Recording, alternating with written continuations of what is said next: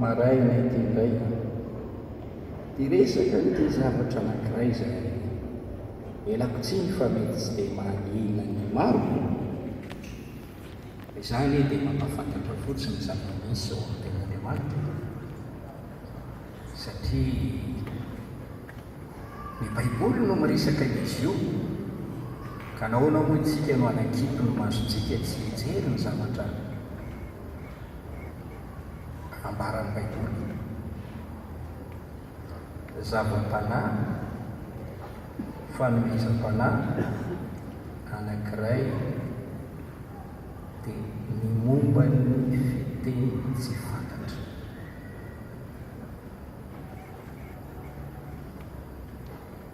Resaka ny amin'izy io ako amin'ity maraina ity raha velon'ny fotoana. Ilay fitenenana amin'ny fiteny tsy fantatra ataon'ny mpino amin'i Jesosy Kristy ao amin'ny fiangonan'Andriamanitra. Fiteny tsy fantatra ataon'ny olona no amasin'Andriamanitra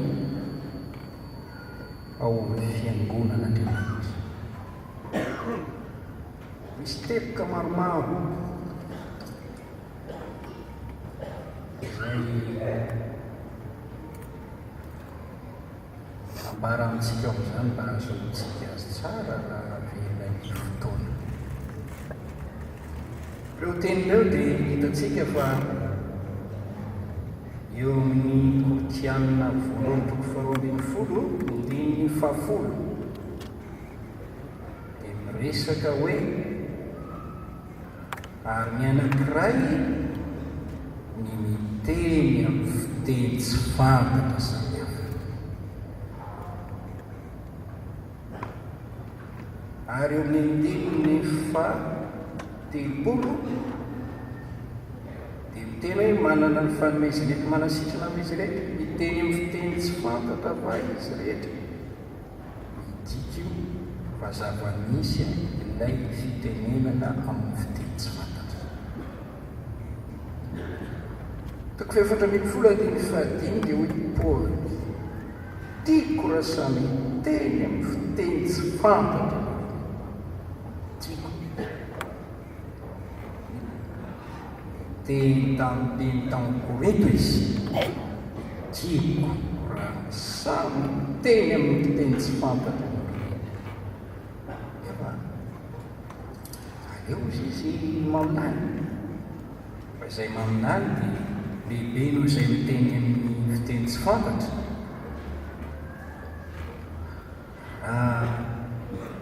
Tsy mandika teny koa izy mba azahoany fiangonana fampandrosoana. Nefa ivakitsika ao lehibe ny fahavalom-polo. Misaotra n'Andriamanitra aho fa miteny amin'ny fiteny tsy fantatra mihoatra no ianareo rehetra. Paoly, izaho izy dia miteny amin'ny teny tsy fantatra mihoatra no ianareo rehetrarehetra. Miteny rehetra.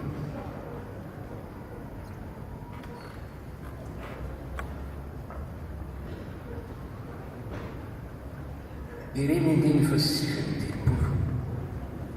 Ko amin'izany ny rahalahiko manorifatratra ny aminany ary aza mandara tsy hiteny ny fiteny tsy fantatra. Zava-misy io fitenenana amin'ny fiteny tsy fantatra io. Mijoro vavolombelona aminao aho fa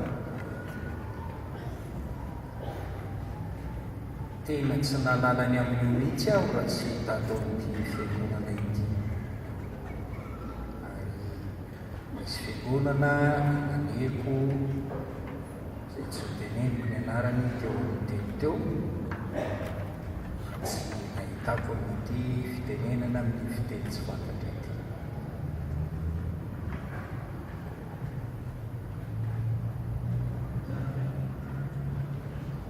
Angambako mety ho tahaka ahy ianao, tsy mahalala mihitsy ny fisiany fiteny tsy fantatra.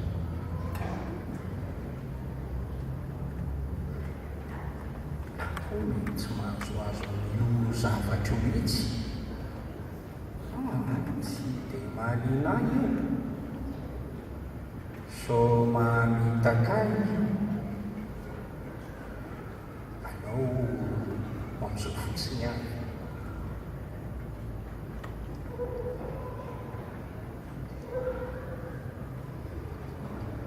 nefa moa raha mamindra fo aminao Andriamanitra ka mamangenao ka manome fanomezam-pahasoavana anao ka mampiteny anao amin'ity fiteny izay tsy fantatrao ity dia ho toerinao ve dia ho lavinao ve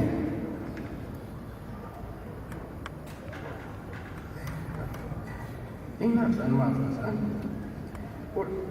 inona mahazo inona ary zany mahazo zany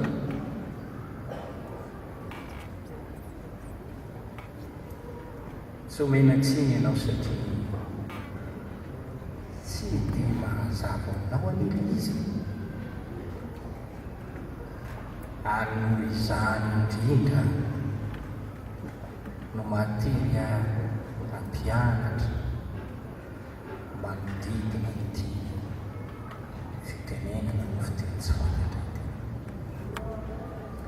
Ny fiangonantsika dia fiangonam-pifoazana. Izany fiangonam-pifoazana izany dia fiangonana miankina sy mihetehitra amin'ny fanahy masina. Misirantsika ny teny hoe fifoazana lehibe no iriny foko fantatra aoka ny fanahy masina andray an-tanana ny zavatra rehetra. Ny fiangonantsika fiangonana pentekôtista tena fiangonana mino ny fanahy masina, fiangonana miankina sy mihetehitra tanteraka ny fanahy masina.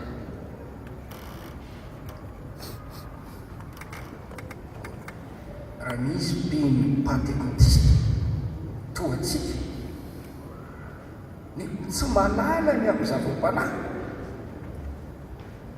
tahaka ny hoe fitenenana amin'ny fiteny tsy fantatra vahiny amin'izany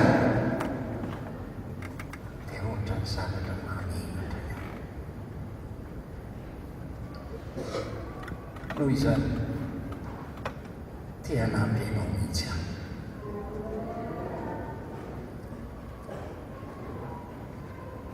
Ny teboka voalohany faminaniana sy teny fikasana mahakasika ity asan'ny fanahy masina mampiteny ny teny tsy fantatra ity. Isaia 7:20. Isaia 7:20 izao no soratra. Isaia 7:20 fa amonotra miambakambaka sy amin'ny lela hafa no itenenany amin'ity firenena ity. Izy no milazany hoe ity ny fitsaharana izay ampitsaharanareo nireraka ary ity no famelomelomana nefa tsy mety miaino reo. Eo raisitsika dia ny 9:1 monotra miambakambaka.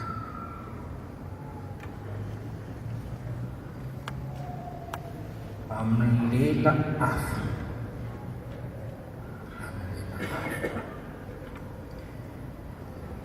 Ao amin'ny Korinthiana 1:4-20 io andiny soratra masina tao amin'ny boky Isaia io no raisiny Paoly raha nanazava ny momba ny fiteny tsy fantatra izy. Korinthiana 1:4-20 fa voasoratra ao amin'ny lalàna hoe amin'ny olona afafiteny sy amin'ny olotry ny olo-kafa no itenenako amin'ity firenena ity, fa na dia amin'izany rehetra izany azy dia tsy haino ahy izy ho Jehova. Koa ny fiteny tsy fantatra dia famantarana tsy mino, fa tsy amin'ny mino, fa ny famanina kosa dia amin'ny mino, fa tsy amin'ny tsy mino. Tiako ho fantatao fotsiny hoe ilay andin-tsoratra masina taria Isaia dia naverina no fanahendrika kely fotsiny mba hampazava ilay tiany mpaminany tenenina.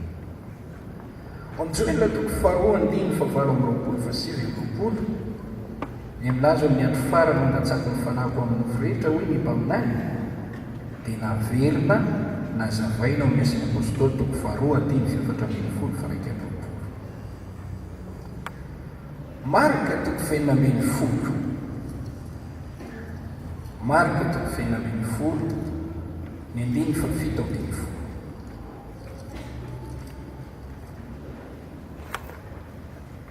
Ary izao famantarana izao manaraka izay mino mamoaka ny teny voly mianarako izy, hiteny amin'ny fiteny vaovao izy, andray mianarana izy, raha sendra misotro zava-mahafaty aza izy dia tsy hampaninona azy zany, amety tanana marary izy dia ho sitrana ireny. Raha misy olona tonga ao amin'ny finoana, ao amin'ny finoanan'i Jesosy Kristy, mino ny Jesosy Kristy tokoa, dia misy famantarana anaraka azy, amoaka devoly amin'ny anaran'i Kristy izy, satria efa nomeny Kristy fahefana amin'ny devoly. Dia somary mitsamekina kely aho, andray ny anarana izy nomen'Andriamanitra fahefana amin'ny biby.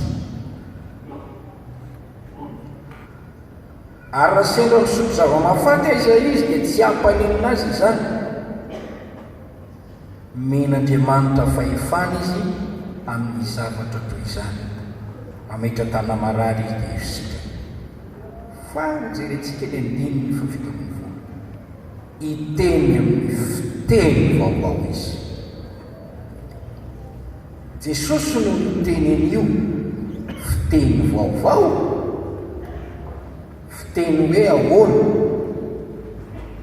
nahoana ny lazaina hoe fiteny vaovao.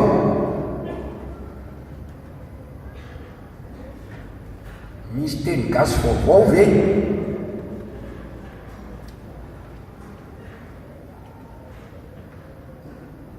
Fiteny vaovao dika teny taloha any amin'ny protestanta dia miteny hoe hiteny amin'ny fiteny mbola tsy hainy izy. Io ilay fitenenana amin'ny fiteny tsy fantatra, teny mbola tsy hainao mihitsy nefa teneniny vavanao. Na ianao aza resaka manakatra hoe teny inona re zany e, dia tsy azonao mihitsy izy, kanefa ianao dia miteny. Mandra-pahatonga ny fotoana ampianaran'Andriamanitra anao hoe teny izao, teny izao, teny izao, zany lazainao izany. Fiteny vaovao tsy le hoe fahamasina ny tenenana fotsiny, satria no diovina ny lela sy ny molotra rehefa nateraka indray ka lasa miteny fahamasinana, lasa miteny teny fahasoavana. Tsy izay fotsiny, fa hafa aloha izay dia le teny mbola tsy hainao mihitsy, fiteny tsy fantatra. Io famantarana anaraka izay mino io dia tahaka ny aloka izay manaraka ny tenan'ny olona anankiray. Tsy misy olona tsy misy aloka izany, indrindrandrindra raha mandeha eny amin'ny mazava ianao tandindonao dia manaraka aloha eny foana.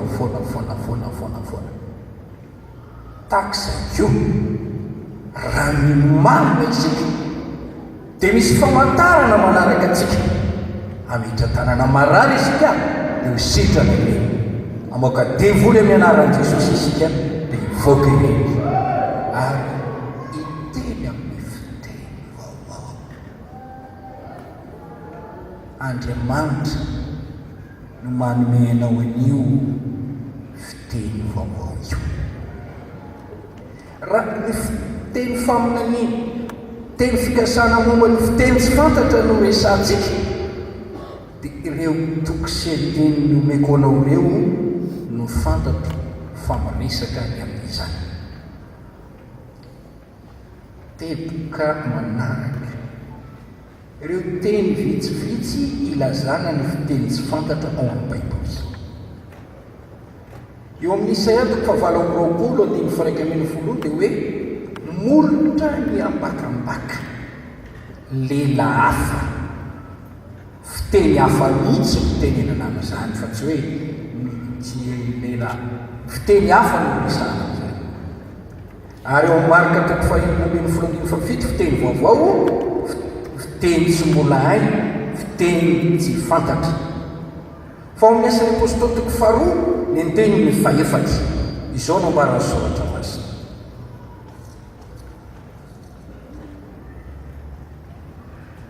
Ary samy feno ny fanahy masina izy rehetra ka dia nanomboka ny teny tamin'ny fiteny maro samihafa araka nampitenenany fanahy azy. Ary nisy Jiosy mpivavaka tsara nitoetra tany Jerosalema avy tany amin'ny firenena rehetra manoloanitra, ary noho ny reteny ivelany izany feo izany dia miambina ny olona maro ka verevitra ka samy nare azy ireo ny teny tamin'ny fiteniny avy izy rehetra. Dia talanjona sady gaga izy rehetra ka nifampilaza hoe indreo tsy Galileana va ireo rehetra nitenyreo? Ko ahoana no andrenesantsika tsy raha avy ny fitenitsika manokana izay nahabe antsika?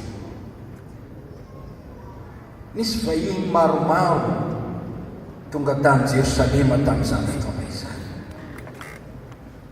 Persiana, Mediana, Elamita, ireo rehetrarehetra milimy fasily fafolo, Bretania, Arabo. Ny olona ireo samy manana ny fiteny nahabe azy. Teratany, Arabo, teratany, avitary, tonga ny vahiny. Fireto olona mivavaka ireto, Jiosy, Galileana. Rehefa feno ny fanahy masina dia miteny tamin'ny fiteny maro, ao ny teny Arabo, ao ny teny Persiana, Mediana. Ilay teny tamin'ny teny tsy fantatra dia tsy nahalala mihitsy hoe za dia miteny amin'ny teny Arabo. Ilay niteny tamin'ny teny tsy fantatra dia tsy niteny mihitsy za dia miteny tamin'ny teny Persiana. Tsy nahalala. Fa Andriamanitra nanao zavatra lehibe ary loham-peo izy ireo, ary dia nampitenen'Andriamanitra ilay fiteny samihafa, fiteny pirenena samihafa. Taitra ny olona dia mivory talanjo zay hitantsika eo dia ireo tsara mandeny fafito dia talanjona sady gaga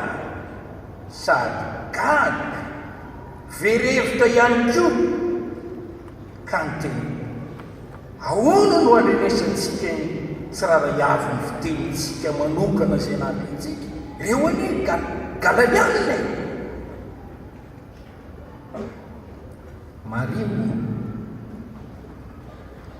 misy teny tsy fantatra mampita hafatra.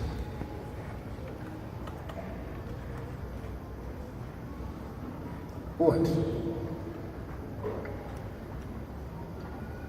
niditra tao amin'ny tokantrano anankiray misy Komoriana ity pastera tsotra dia tsotra. ary ny vahiny tao anatin'ilay tokantrano ilay komoriana tokantrano ilay marary tonga pastera ny vavako amin'ny marary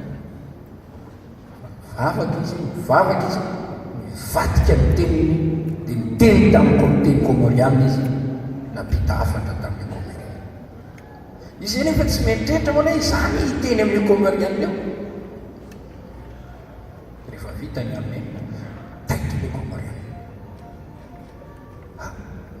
ahoana ozy no aizany teny komoriana kay mahiteny komoriana dia nanamoka ny resaka taminy za tsy mahiteny komoriana dia Andriamanitra tokoa izy nampiteny anao izay le hoe teny tsy fantatra famantarana ho an'ny tsy mino Andriamanitra tokoa mampiteny anao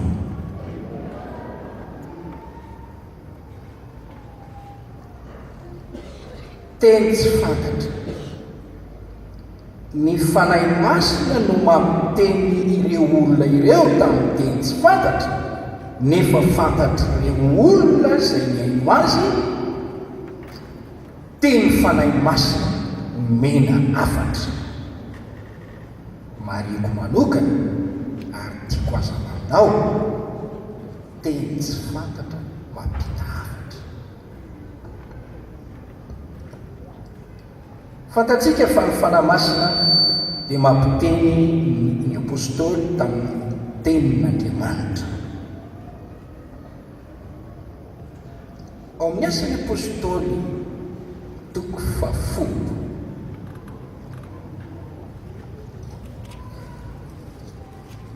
toko 10 ny andiny 7 raha mbola nilazany teny izany Petera dia nilatsaka tamin'izay rehetra nandray teny ny fanahy masina ary talanjona noho ny isan'ny voafora niaraka tamin'ny Petera satria nilatsaka tamin'ny jetika sekondy ny fanomezana teny fanahy masina fa nandre azy ireo ny teny tamin'ny fiteny tsy fantatra sy nankalaza n'Andriamanitra izy inona ny seho nilatsaka ny fanahy masina dia talanjona noho ny isan'ny voafora niaraka tamin'ny Petera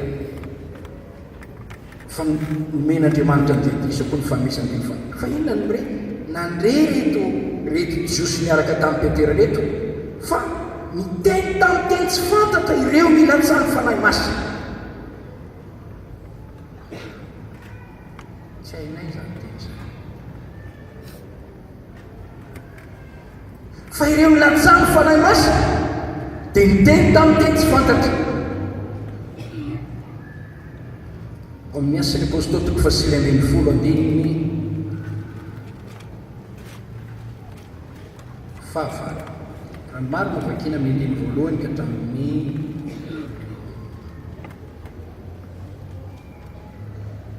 andiny fahiny ary rehefa namatranom-potanana izy ireo dia nilatsaka tamin'ny fanahy masina ary niteny tamin'ny fiteny tsy fantatra ireo sady rehefa nilatsaka ny fanahy masina ireo nilatsany fanahy masina dia niteny tamin'ny teny tsy fantatra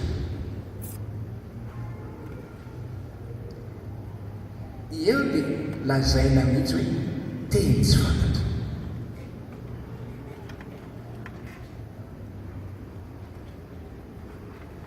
na le miteny tsy mahafantatra na le manatrika tsy mahafantatra fa na dia devoly koa azy tsy mahafantatra ny teny tsy fantatra izay omeny fanahy masina dia tsy hay ny devoly tsy misy malala ny tena dikany teny tsy fantatra raha tsy izay omen'Andriamanitra halalana izany sy Andriamanitra irery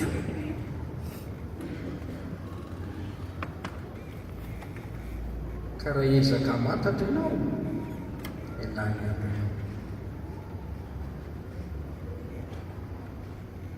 avelao fotsiny izy teny eo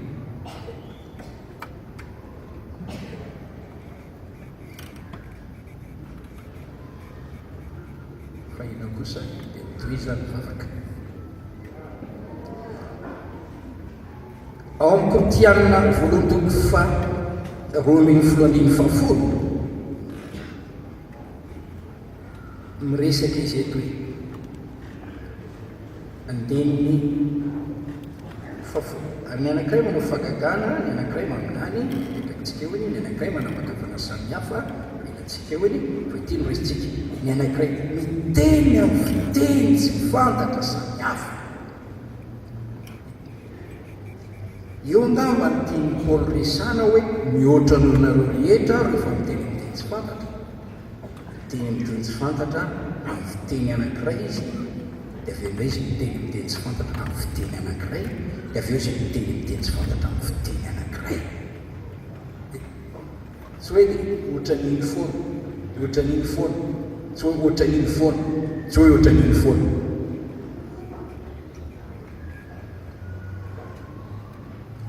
Romanina toko fahavalo amin'ny faina amby roapolo izao no voasoratra: ary toy izany koa ny fanahy no mamonjy ny fahaleobentsika, fa tsy fantatsika izay vavaka tokony ataontsika, fa ny fanahy no mifona fitarainana tsy azo tononona, fitarainana tsy azo tononona.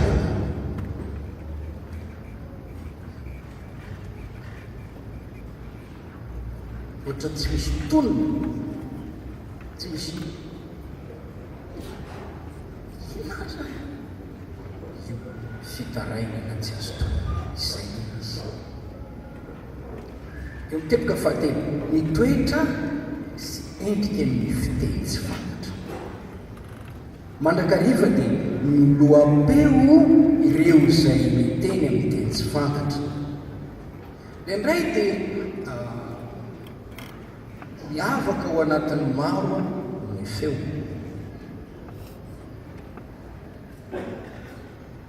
Io lay ao amin'ny Asany Apôstôly toko faharoa andiny faefatra dia nanomboka tamin'ny teny tamin'ny teny tsy fantatra izy ireo, ary amin'ny reteny velany zany feo zany, ary toko faefatra andiny fanaky amin'ny telopolo feno fanahy masina izy ireo, dia niovitrovotra ny tamin'izay noloana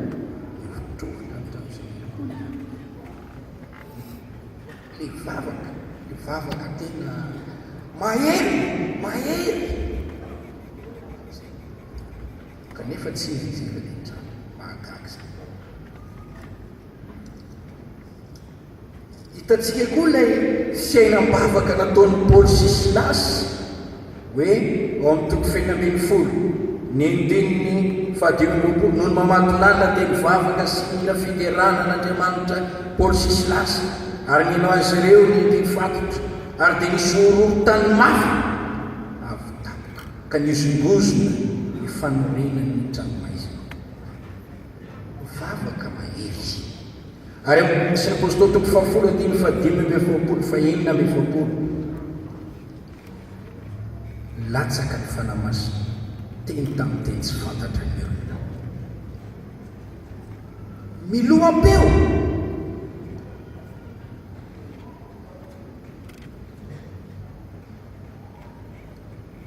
Mahavaliana tokoa izany fiakarany vavaka izany. Tsisy ane olona tena sa tena miantsoantso mafy mihitsy ao am-piangonana ka manodiny mahalalana to ianao ty fety dia isy vavaka atao moramora ihany fa rehefa ny fanan'Andriamanitra no tonga milatsaka, loam-peo le olona dia misangatra ny feony.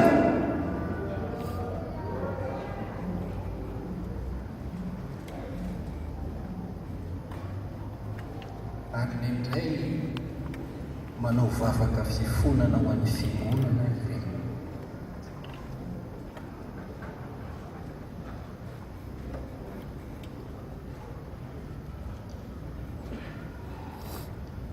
Ny olona ampiasainy fanahy masina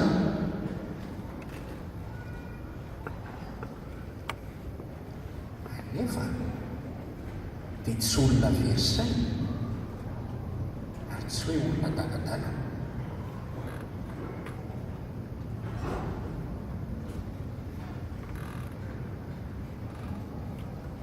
Indraindray no amin'ny fotoana anao fa n'Andriamanitra batisa ny fanamasina ny olona dia tsy malemy mihitsy izany mety taraboka ary mety koa misy fihetsem-polo eo tsy versailles.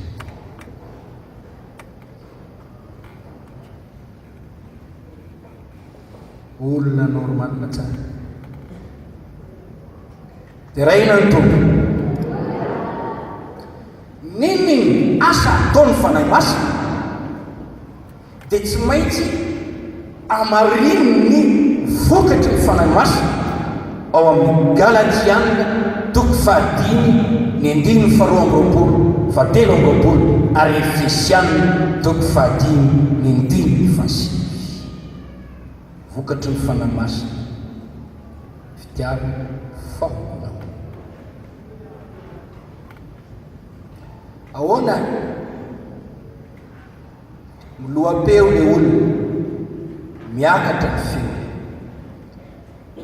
rehefa mamangy ny fiangonan'Andriamanitra ka maromaro ny olona hompiangonana mandray an'izay fitahina izay ka irotsahan'ny fanahy masina ampitenen'ny fanahy masina ny teny tsy fantatra dia mandefitra ny mpanampon'Andriamanitra ary tsy afaka mandefa fandarana intsony fa dia mamela ny tompo miasa amin'ny fomba malalaka fa dia miditra ao ny tontolo ara-panahy ny mpino na ny fiangonana. Farasana hoe mbola vitsivitsy ny mahazo ny fitahina dia ampandeferina indray ny sasany dia ireo zay miteny tsy fantatra miantsoantso dia ampangevina zay petra ary tokony akato.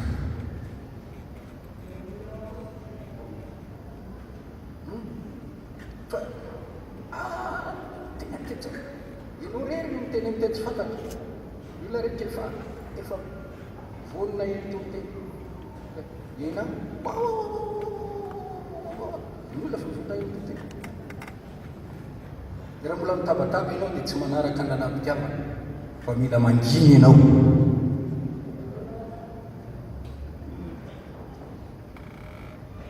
Fa raha ohatra hoe ny ampahatelo ny fiangonana miteny amin'ny teny tsy fantatra dia alleloia dia avela ireo miteny amin'ny teny tsy fantatra dia efa mantatra hoe tompo inona ny tianao atao. Angina koa ny pastera miafy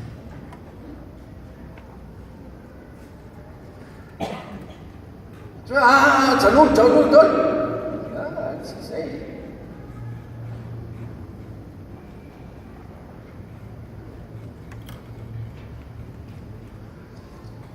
Ao amin'ny Korinthiana voalohany toko fefatra ambin'ny folo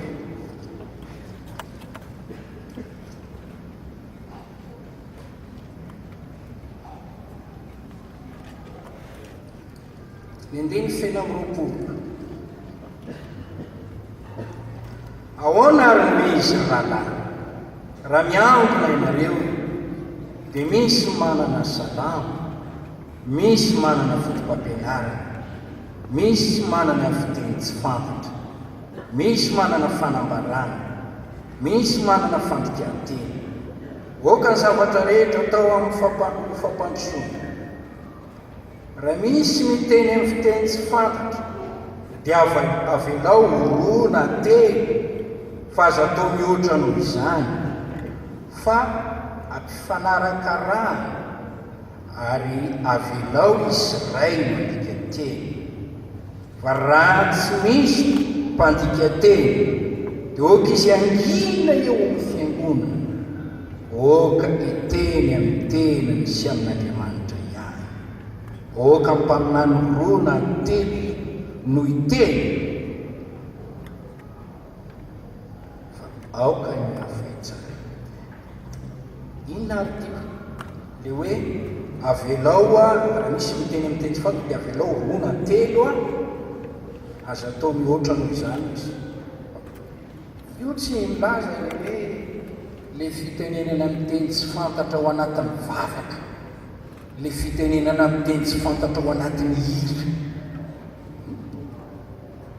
Raha izany izy dia ry zareo 20 menada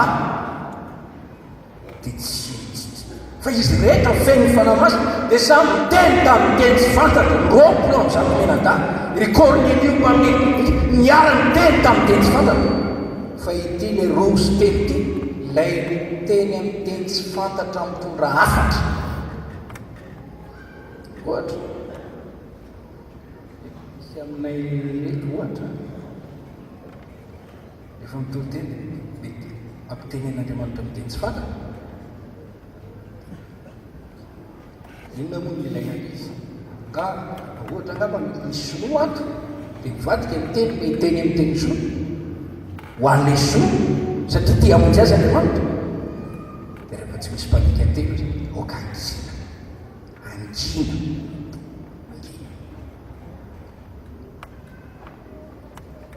io le hoe nateny. Ary rehefa tsy misy azy ka mangina tanteraka.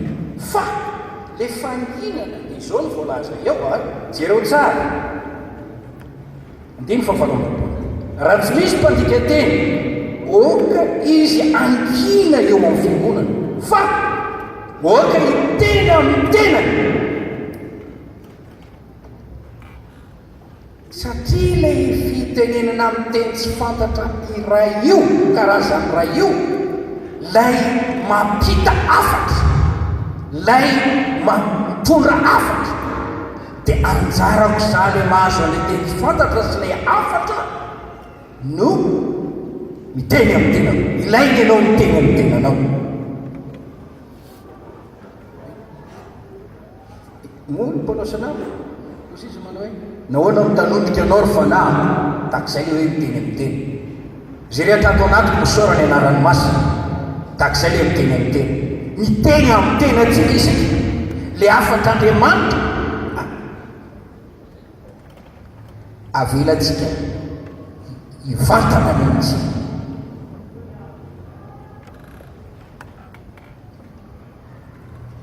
Ny mpitoro ny tenin'Andriamanitra omen'Andriamanitra dia olona mandray ny tenin'Andriamanitra mivantana ho an'ny tenany aloha ary miteny amin'ny tenany,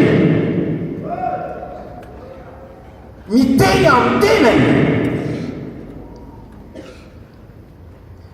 Zany hoe mitoro teny amin'ny tenany aloha, mampianatra ny tenin'Andriamanitra amin'ny tenany aloha. Tsy hoe manomana toro-tenina mangataka afatra amin'Andriamanitra ho an'ny hafa fotsiny, fa ho an'ny tenany aloha. Zay le hoe hanina ho an'ny mpihinana sy voky ho an'ny mpamafy.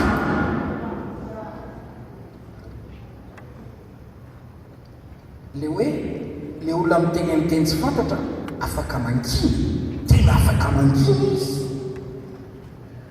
Raha vao manomboka reny fotsiny hoe mitarikira zany ny mpolompon'Andriamanitra dia tokony efa manomana ny tenany izy mba hangina.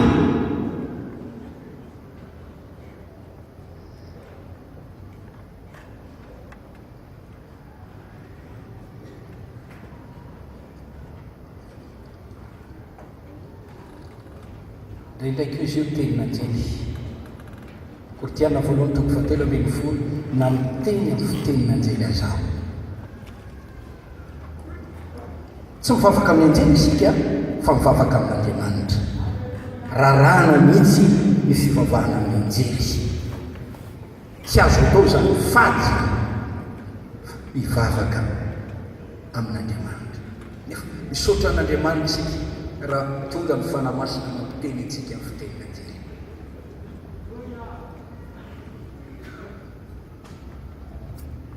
Ireny teny tsy fantatra ireny izay tsy fantatsika, indray teny n'anjely no ampitenen'Andriamanitra ny olona.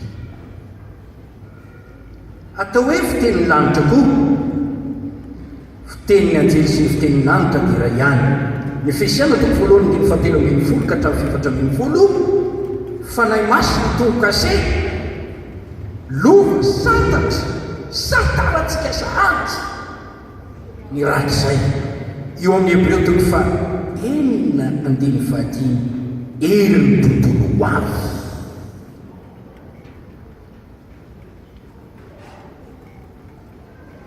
teny tsy fantatry fomba hitenenan'Andriamanitra amin'ilay miteny averiko indray io.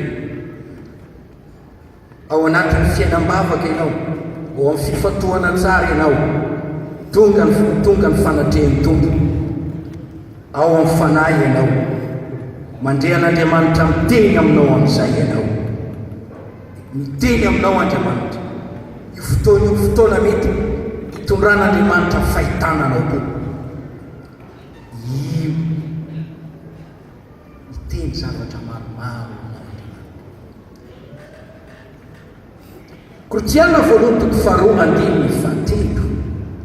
Io no mahatonga amin'ny Paoly manao hoe izay mampianatra teny ampianarany fanahy masina. Safady Kortiana voalohany toko faharoa ny andininy faharoa telo ambin'ny folo. Fa zay lazainy koa dia tsy amin'ny teny ampianarany fahalen'ny olona fa amin'ny teny ampianarany fanahy masina. Miteny aminao ny fanahy masina, mampianatra anao izy, mandray saina avy amin'Andriamanitra. Eo no tena andraisanao amin'ny teny Kristy. Manampy eo ny teny fahatelo, teniko sy toro-teniko dia avy amin'ny fanehoan'ny fanahy masina. Indeny ny fahaefatra.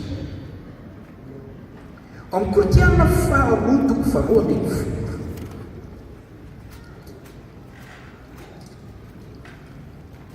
Ny teniny fahaefatra. Ary nakanina ho any am-paradisa izy ka nandray teny tsy haitenenina sady tsy tokony ho lazainy olona. Hevery zany teny tsy haitenenina. Andriamanitra teny aminao.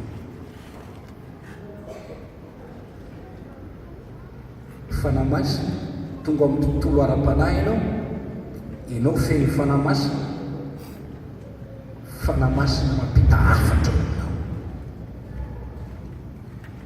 Dia rao Andriamanitra ny am'izay.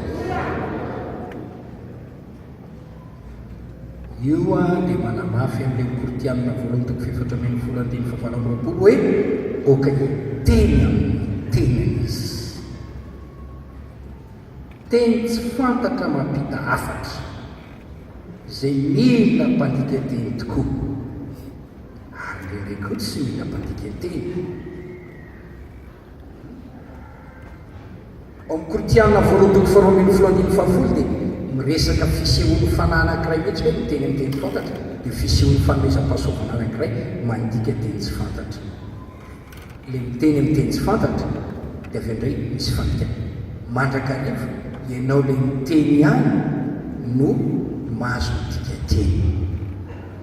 Andriamanitra miteny taminao dia azonao ilay izy dia miteny ianao. Dia fantatrao tsara izy dia rehefa mandrainao tenao.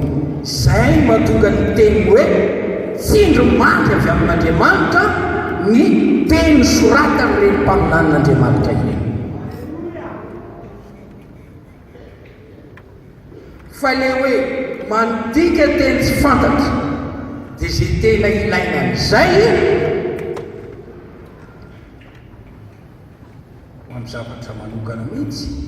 Ngamba mety misy vahiny eo fa dia tsara nanay zany mandika teny tsy fantatra, tsy mila sinema. Zao ilay izy teo Andriamanitra ny teninamiko hosika ny olo io dia miteny fotsiny hoe hosika.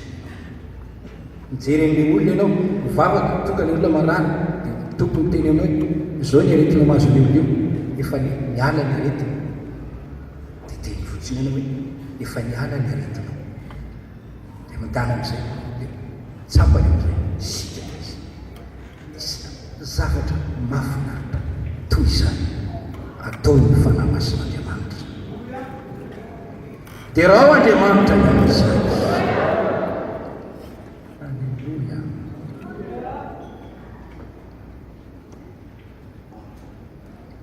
Ilay teny tsy fantatra dia tena tsy fantatra mihitsy. Ohatra sika gasy.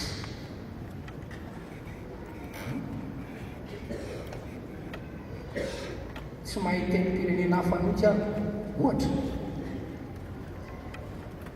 angamba mety ho tatam-pahaserana na ako misy koa tetsy mitsy ilaina dia Andriamanitra manome aho ilay fandikantena ho azoko nytian'ireo mbany kanefa dia mijanona amin'ilay fotoana anaovana azy fanompoana fotsiny zany.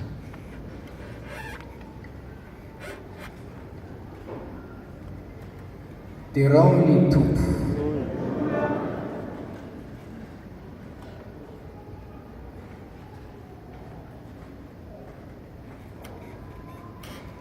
dia ndray izy io ohatra zao misy miara-mivavaka eo mety misy olona avy any an-tsaiko avy any Korea akaikinao eo loatsy miara-mivavaka eo izy tsy mahay teninao izy ianao koa tsy padika teny ianao tsy Andriamanitra tena anjeza rehefa mivadika tenina dia miteniteny koreanina ianao dia mandray izy asa tono fanamasina izy dia raha Andriamanitra teny tsy fantatry dia tsara tia iresahana zava-miafina tena zava-miafina amin'Andriamanitra. Kortiana voalohany toko 4:4 mamaky tsika eto ndeny voalohany raha sitraka reo dia mamiara mamaky ndeny voalohany mizaha mitady ny fitiavana nefa mandrifatratra koa ny fanomezam-panahy ary indrindra fa ny amin'ny any izay miteny amin'ny fiteny tsy fantatra dia tsy miteny amin'ny olona fa amin'Andriamanitra fa amin'ny fanahy no hitenena ny zava-miafina ka tsy misy olona mahalala. Eto ary zany dia tokony ianara ilay tsy fahalalana ireo miteny amin'ny teny tsy fantatra amin'ny olona iresaka amin'ny olona dia miteny amin'ny teny tsy fantatra.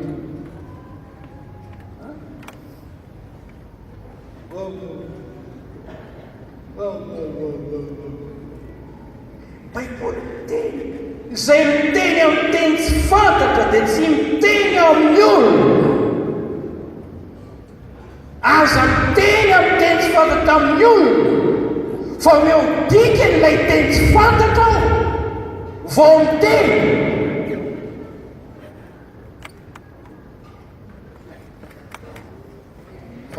Miteny amin'ny teny tsy fantatra izy dia tsy miteny amin'ny famin'Andriamanitra amin'ny fanahy izy no hitenena ny zava-miafina amin'Andriamanitra. Dia voly tsy malala ny zay lazainao ny eo akaikinao koa tsy malala ny zavatra amarateninao ianao rehefa afaka mivavaka tsara tena miteny zavatra amin'Andriamanitra ianao ohatra manao fifonana ho an'ity olona ty ianao ahoana moa tsy hiteraka matafitony Andriamanitra ity mpanolona be ilaiko ty mamelagneninao fa mifanahy tsara ilay vavaka ataonao fa eny Andriamanitra tarihany ianao hivavaka ho an'ilay olona fa zava-miafinao sy Andriamanitra dia mifanahy masina no mampiteny ianao ilay zava-miafy eo anatrehan'Andriamanitra mifona amin'ny fitarainana tsy azo tononona io ilay amin'ny Romanina toko 8 dia raha ho Andriamanitra izy misy tombontsobe izy io eo amin'ny 4 izay miteny amin'ny fiteny tsy fantatra dia mampandroso ny tenany mandroso ianao ary ilay vavaka ataonao dia feny eo amin'ny 5:7 amin'ny Kortiana voalohany toko 4:4 Kortiana voalohany toko 4:4 fa raha mivavaka amin'ny fiteny tsy fantatra aho dia ny fanahiko ihany no mivavaka fa ny saiko kosa tsy mahavanina. Ahoana ry izy mivavaka ny mpanaho no sady mivavaka ny sainako, hira ny mpanaho sady hira amin'ny sainako. Teny amin'Andriamanitra. Halleluja. Mivavaka ianao. Tsika nenyanay tsy voalazantsika ny tena zavatra reka noho ny tsy fahaizantsika mivavaka. Tsy voalaza. Tena tsy hay, tsy fantatrareo izay angatanareo. Fa ilay fanan'Andriamanitra mamonjy ny fanemen'le olona dia tonga ho aminy mampivavaka azy eo anaty Andriamanitra. Ilaina izany a. Teny tsy fantatra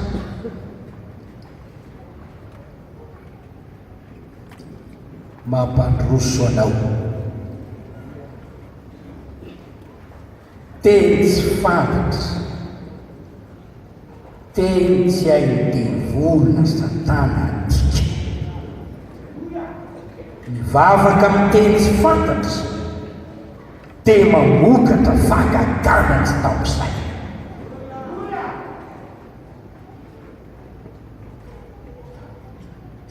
Belona mihitsy aho koa fa rehefa misy manao asa fanontona fitoriana filazantsara, misy le mivavaka atao a na ny amin'ny hafa na eo amin'ny fotoana naovana fitoriteny ka ny fanahy masina tonga manampy mampivavaka amin'ny teny tsy fantatra dia misy fahagagana maro misy.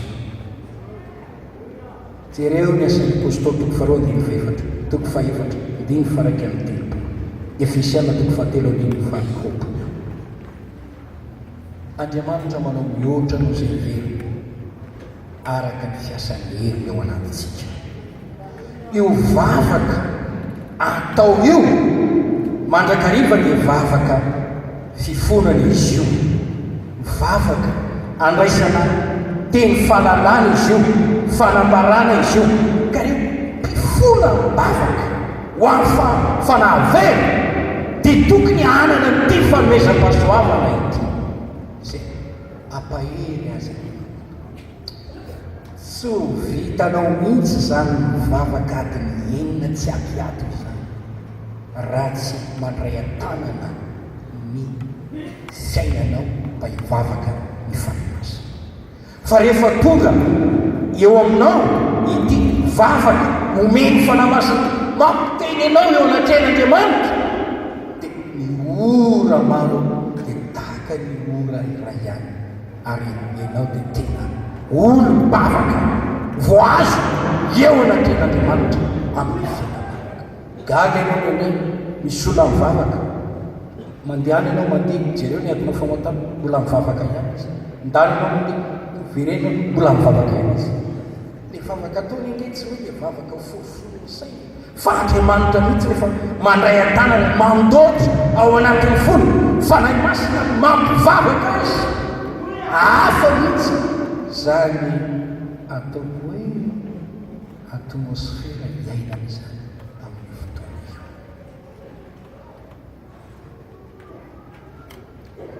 Dia raha Andriamanitra misy koa le hoe hira amin'ny teny tsy fantatra, tsy dia resaka ny amin'iny aho zay ho resaky farany renao zay. Ity misy teboka ray izay teny heveriko mafonja izay mahatonga ny teny tsy fantatra eo amin'ny mpino, eo amin'ny olo-masina, eo amin'ny fiangonan'Andriamanitra. Io dia vavolombelona baribary ny famarina ny tenin'Andriamanitra, ny famantarana anaraka izay mino lazain'i Jesosy. Tsy foana mihitsy io, lanitra sy ny tany mevina fa ny teniko tsy mamevina. Jesosy Kristy dia niteny sy nampianatra le famantarana anaraka izay mpino anao, mpino isika, mangatamba izy famantarana anaraka anao. Niteny sy nampianatra ny am'batisan'ny fanamasina Jesosy Kristy sy ny apôstôly efa rentsika be dia be ny amin'ny izao no azo mara ny batisany fanahy masina rehefa tonga dia saika arahana fitenenana teny tsy fantatra folo mandrakariva. Rehefa maka ny baiboly isika ao amin'ny testamenta vaovao dia marobe hoe lehilahin'Andriamanitra sy vehivavin'Andriamanitra ao amin'ny baiboly ny teny tamin'ny fiteny tsy fantatra. Paoly dia miteny amintsika hoe miteny amin'ny teny tsy fantatra mihoatra nona rehetra. Mba firy amintsika moa no afaka hiteny hoe za dia tahaka amin'ny Paoly, za dia navita zavatra be dehibe mihoatra noho Paoly. Tsia tena be dehibe ny zavatra tsy hananantsika raha mitara ny zavatra nanana. Ny herin'Andriamanitra teo amin'ny mosara sy ny fiarana akanjony ihany apetaka amin'ny marareo sika. Io lehilahy io lay nandeha tany amin'ny tany mpanao mazia tany Azia, tany tany jetilisa nanangana fiangonana tany nifananana tany mpanao doravo sy no miasa sy ny pisikity ary nampalaiky ny jetilisa ny herin'Andriamanitra lehibe. Io lehilahy io lay niteny hoe ny teny tamin'ny teny tsy fantatra mihoatra nona rehetra. Fisehoan'ny fanahy soa io hoy izy ireto zavatra banga be raha aritsika ny zavatsoa raity zay hoentin'ny fanahy masina mampiteny amin'ny teny tsy fantatra.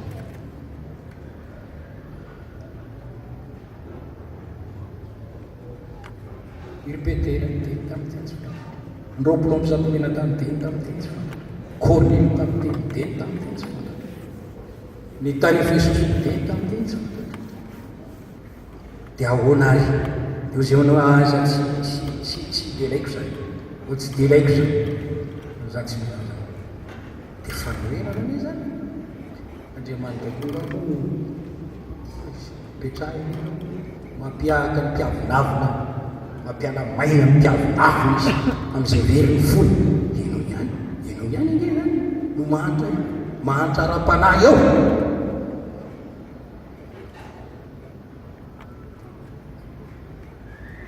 Manahoana moa so mivokatrao atranona kristianina anao zay firy ny fanahy voataonanao.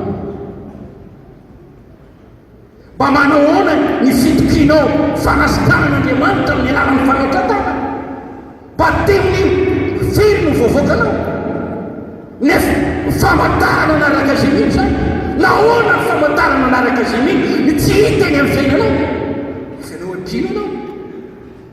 Tsy zavatra tokony hijerenao hoe zany hoe misy zavatra tokony hitrandrahako, misy zavatra tokony hitadiavako atao ty fivavahana atao mipitikana kristiana kristiana zao minon Jesosy tsara beo ara kristiana minon Jesosy mpanaraka an Jesosy zao famantarana zao anaraka zay.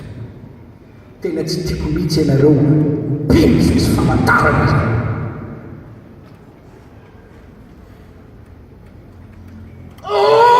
Jesosy mamonjy Jesosy mamonjy te mamonjy akory Jesosy amin'ny alalanao.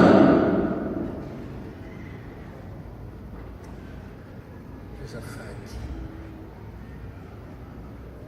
teny hitarika atsika andiny teny hitady pirofo mampino eo amin'ny fiainanao.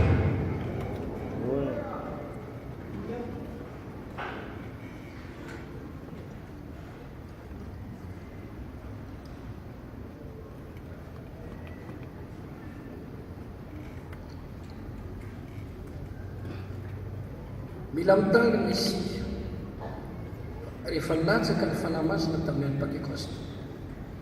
Hitao hoe olona mivory ary hitatsika ny toko faharoa andiny roa ambin'ny folo andiny fahatelo ambin'ny folo tanàna zao ny olona verevitra ny olona tsy ty zava-mahagaga ty mampitolagaga fa ireo ganalianareo miteny amin'ny fitenim-pirenena samy hafa zay na be tsy miavitsika vahiny eto amin'ny tany manambara ny asa lehibe ataon'Andriamanitra izy ireo. Ny sasany manesisy ireo olona mamidivay, olona verisaina mamidivay tsangany be tsy mamidivay zay fa izao le teny faminaniana amin'ny andro farany ratsako ny fanako amin'ny rehetra mpanomboko na mpanomboko va ratsako ny fanako amin'izany andro zany. Mila mitandrina isika tia misy teny mamperitreritra nilazai Jesosy lioka toko fahafolo ny andininy faraiky amby roapolo aravoravo tampanà Jesosy tamin'izany izany ka nanao hoe misaotra anao ara io tompony lanitra sy ny tany fa efa nafenao tamin'ny ely sy ny manan-tsaina izany zavatra izany ka nasehonao tamin'ny zaza madinika ray fa izany misitraka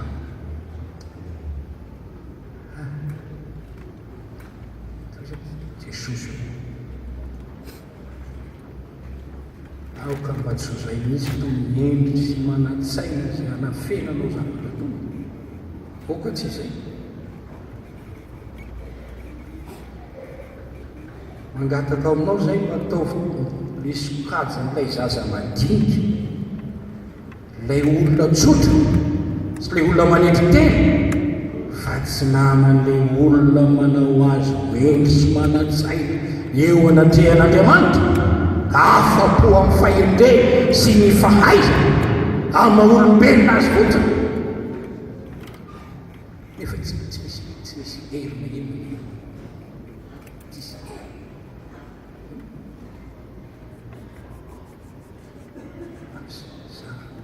zaho kely tsara izany kanefa lay fahendrena fananany misy karazany fahendreny tany fahendreny mofo fahendreny devoly fahendreny araka an'izao tontolo zao inona moa ny atao filozofia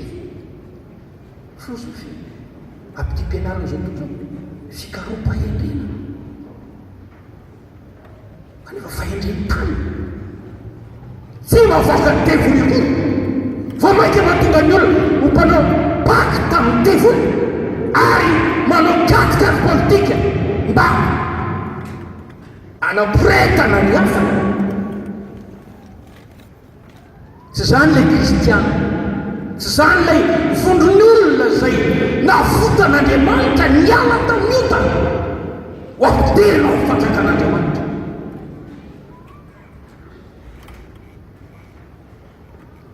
ianao ve mba namako Jesosy za ve zany nafenao tamin'ny endry sy manan-tsaina izany zavatra zany fa inona miseo teo alohanao verina tamin'ny mpifanina maro sy mpianatra verina na dia niteny azy dia manaiky anaino ny anaranao Jesosy faly ny mpianatra ary dia hoy Jesosy tamin'izany hitasatana latsaka avy tany an-danitra taka meko anareo mifahefana mbola namafisina ny fanomezana aza mifaly satria manaiky anareo fana mifaliry fa voasoratra any an-danitra dia falifaly Jesosy ravoravo tampana misaotra anao ara eo fa nafenao tamin'ny endry sy manan-tsaina zany fahefana mandresy devoly zany fa nomenao an'ireto mitsotra mino reto mba firy mpino tady an'ilay herin'Andriamanitra ahafana mandresy devoly firy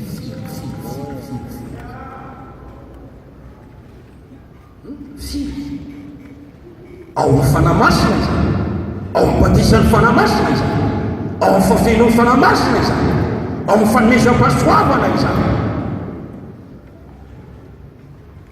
ity koa misy anankiray mila miala amin'ity loza ity isika asan'ny apôstôly toko fahatelo ambin'ny folo ny andiny faraiky amin'ny fapolo iza anareo mpamotsifotsy dia gaga ka levony fa manao asa amin'ny ambonareo aho dia asa zay tsy nonareo akory na dia isy laza aminareo azy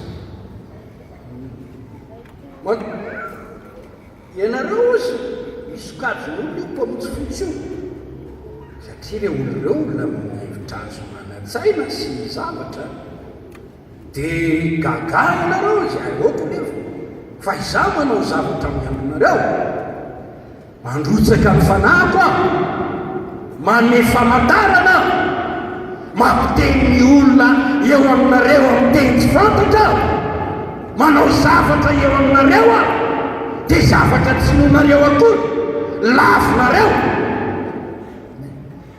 Na isy resaka batisa ny fanahy masina zao ny batisa zao lasa ny fanahy masina zay tsy avao zany zao avela ho any zany olo sasany taloha zany tsisy tsony zany asan'ny fanahy masina zany, tsisy tsony efa andro fandrosoana izao, andro siansa teknôlôjia zao, avela ho any zany.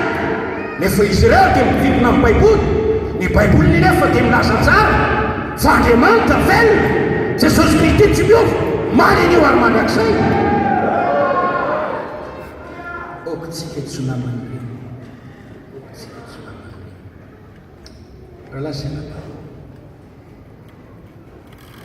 tsy fantatro ianao na mba olona mihina fifoazam-panahy, fa ny tantara fifoazam-panahy etra izay nataon'Andriamanitra teto ambony ty tany ty,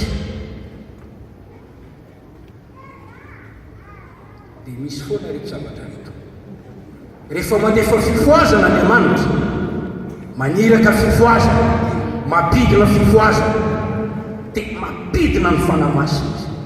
Izay mitondra faharesen-dahatra amin'ny odina, dia misy olona maro mipepaka, mpanompo sampy mandoro ny odina, ny olona milofo tanteraka.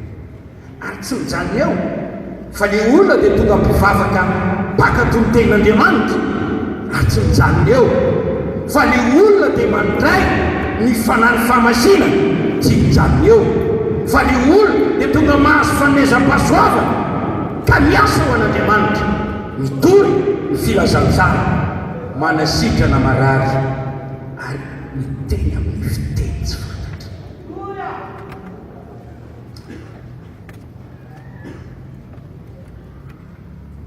Tantaran'ny fifoazana tamin'ny Sotanana tany Bedoana, tantaran'ny fifoazana tamin'ny Fanimena tamin'ny Fedoana, tantaran'ny fifoazana tany inoty Manakary. Le fifoazana teto amin'i Jesosy mamonjy tany Bedoana, le asan'ny fanahy masina mahery vaika, ary any zay gazety zay tsy mora mihitsy, ary mitombo faingana an'ilo, tombo faingana an'ilo, mibebaka nino natao batisa, nazo fanomezam-pahasoavana, miteny tamin'ny teny tsy fantatra, mivavaka amin'ny teny tsy fantatra manao fifona, ary no mivavaka reny olona miteny amin'ny teny tsy fantatra reny, satria ny fanahy masina mampiteny azy dia tsy andany mivavaka avy amin'ny fanahy masina mihitsy Andriamanitra. Misy fakaikana lehibe.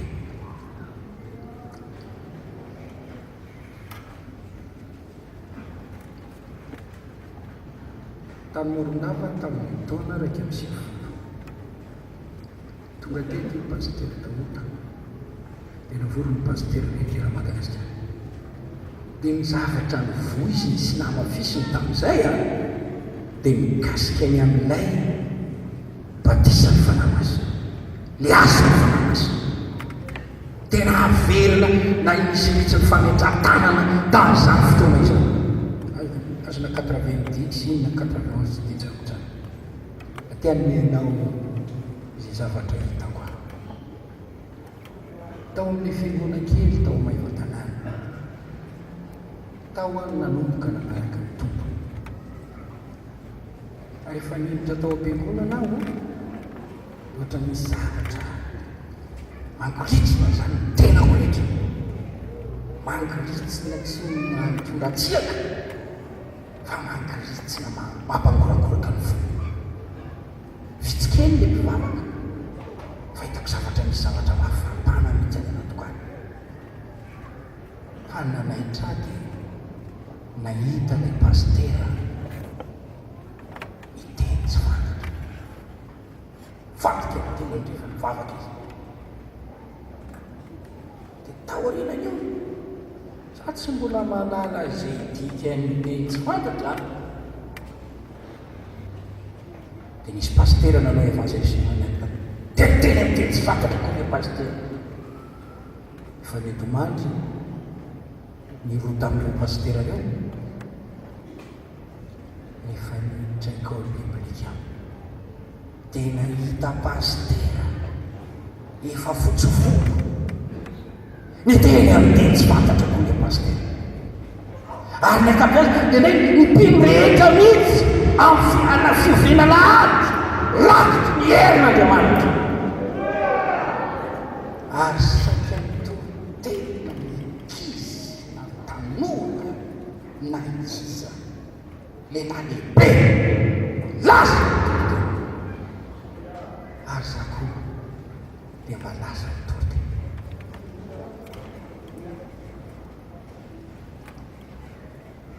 nandray famonjena tamin'ny asa fanompon'ireo pastera reo aho ary tonga pastera ary tamin'ny andro sy ny fotoana zay nahiko bibity io pastera zany dede io teto miteny iny tena tao amin'ny pejinay Zakaria 4:4 asa raky fanamasina ny mpianatra rehetra mba milalaza dede za koa miteny tamin'ny teny tsy fantatra izay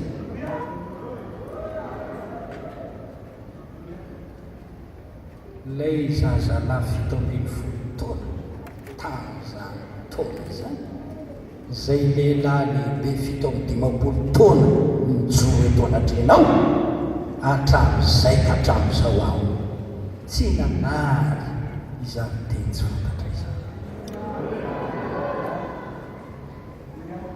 tena hitako ny vokany tsy miezaka mitahaka ny hoe manao teny mahazatra aho tsia fa mamela ny fanahy masina ampiasa fotsiny mba hiteny izay tiany teneniko ary hitako ny vokatra hitako ary tiako zany mahafinaritra ahy zany iriko izany ary tiako kokoa ianao mba hierika hijery izany zavatra izany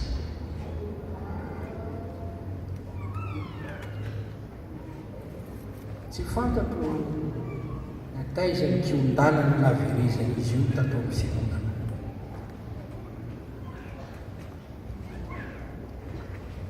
tsy fantatro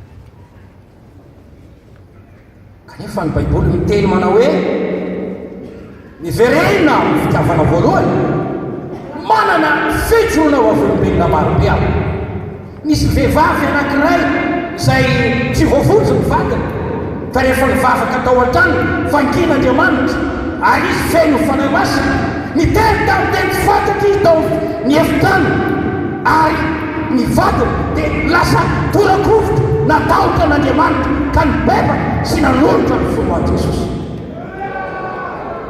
tsy misy zavatra ataon'Andriamanitra ka tsy misy vokatra araka n'Andriamanitra izany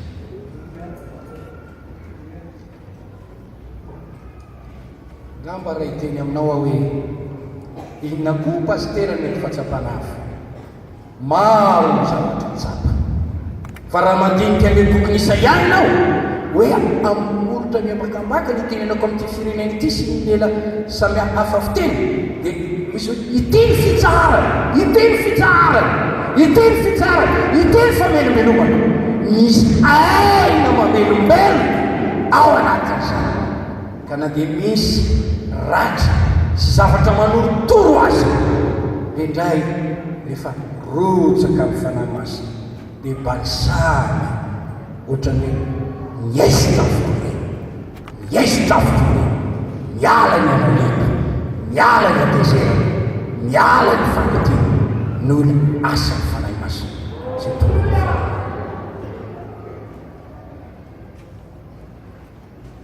tiako ahitsangana isika eto a dia teteny manao hoe minoa ny fanahy masina tiako valinareo amenna izany manekeny fanahy masina tsy amikely tsy ampatanjana fa mifanago Jehovah tompony maro halleloia raisy ny fanahy masina ohatra feo f'Andriamanitra amenao fanomezam-pahasoavana. Fantatrao anie ina moa ny olana tsy fampibavaka anie tena olantsika, tsy fampibavaka. Ary tiako ny teny aminao ny mavavaka anie tsy vita ny fahazarana mivavaka. Sinon hoe zany efa mianatra momba io haiko mivavaka manaovy anao adiny ray vitanao na mahay manaovy anao adiny telo vitanao na mahay anao manao kely eo fotsinao dia matoa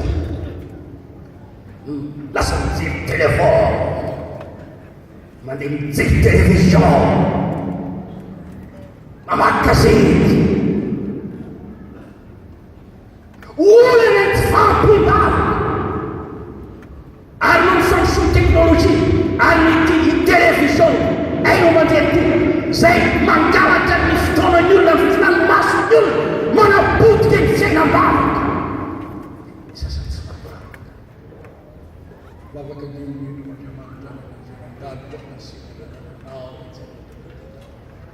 amen. Vavaka maina, vavaka tsy manisy devoly, vavaka tsy mahatsapa niny. Fa rehefa miasa ny fanamasa, fanahy mamonjy ny farenenao, mandray ty fanahy mampanatona anao an'Andriamanitra ty ianao, vitanao no mivavaka anatiny terinatiny fiasa. Tsisy toerana mety aminao eto ambony tany zay tena mahafinaritra anao indrindra, tena fafinaretana indrindra afatsiny eo mpangolia eo am-piresahana amin'Andriamanitra. Ary ho fitahiny ianao amin'izany. Tsy mampanina ny devoly ianao na manao asa kristianina be dia be. Zava-dehibe aminy efa tsy mavavaka.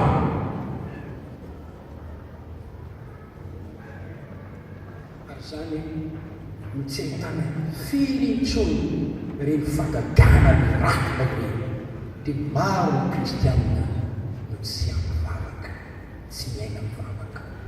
Dia ty taonanao aho raiso rety fanomezan'Andriamanitra ty.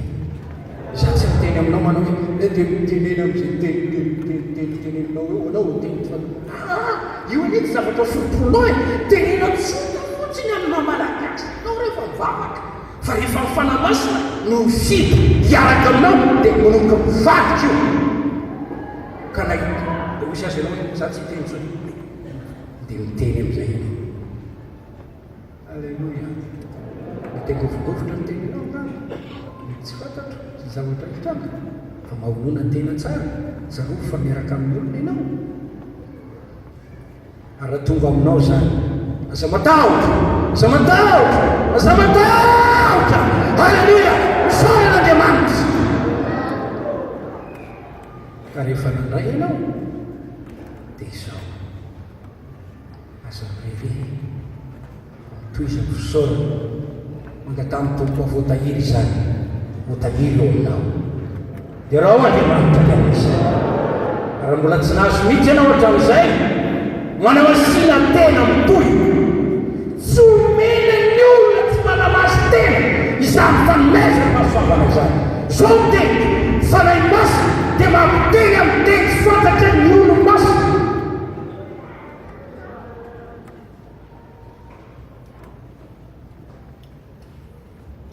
Tena tiako anareo ary tiako anareo tena lehilahy mahery sy vehivavy n'Andriamanitra. Ary zany amin'ny tonga tena miezana mampita foko rehetra izay zavatra nomen'Andriamanitra. Noho izany dia raiso ampitiavana koa izany zavatra izany. Alleluia. Não era isso. O entra no topo, sucar topo, nem macho.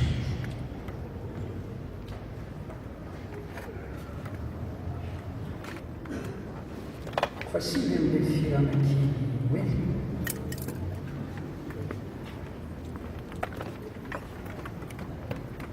Sucar topo, macho. Aí,